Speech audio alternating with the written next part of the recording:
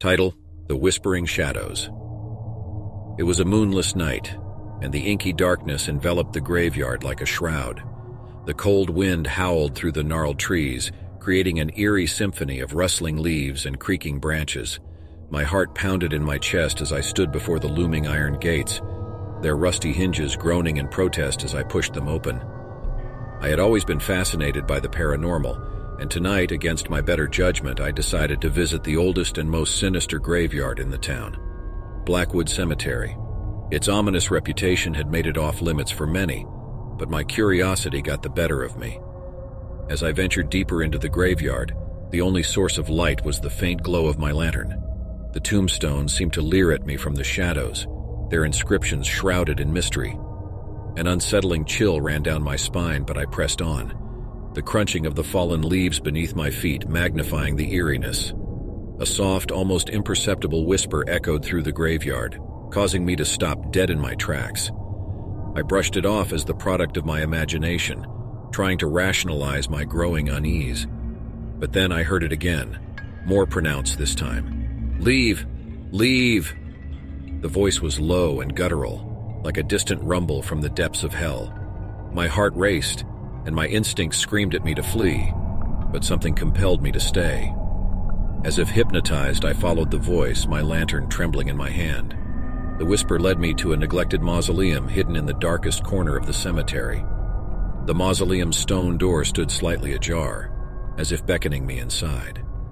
Against all reason, I stepped forward and pushed the heavy door open with a creak that seemed to resonate through the night. A putrid odor assaulted my senses, and the air felt heavy with a malevolent presence. Inside, I found myself in a vast, dimly lit chamber. Ancient cobwebs adorned the corners, and faded symbols covered the walls. In the center of the room lay a stone sarcophagus, adorned with grotesque carvings and worn inscriptions. Compelled by a morbid curiosity, I approached the sarcophagus. Just as I was about to inspect the carvings, a sinister laughter filled the air.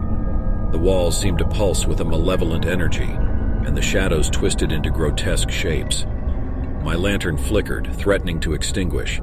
As I tried to back away, I stumbled over a loose brick and fell to the floor. Panic consumed me as the laughter grew louder, and the darkness closed in. My heart pounded in my ears, and I struggled to escape the grasp of an invisible force that seemed to hold me down. Suddenly, the lid of the sarcophagus shifted, and a bony hand emerged from within, reaching for me. Terror surged through my veins as I screamed, but the sound seemed to vanish into the abyss. I tried to crawl away, but an otherworldly power pinned me to the ground. A ghastly figure emerged from the sarcophagus, a spectral being draped in tattered funeral robes. Its eyes glowed with an unholy fire, and its elongated fingers stretched toward me like claws. The stench of decay filled the air, and I could feel a malevolent force probing my mind, seeking to devour my very soul. In desperation, I reached for the amulet I always wore around my neck, a protective talisman passed down through generations. I clutched it tightly, chanting prayers of protection as the apparition advanced. The amulet glowed with a blinding light, and the specter shrieked in agony. With a final desperate surge of energy, I managed to break free from its grasp and stumbled backward. The creature recoiled, its ethereal form dissipating into the shadows.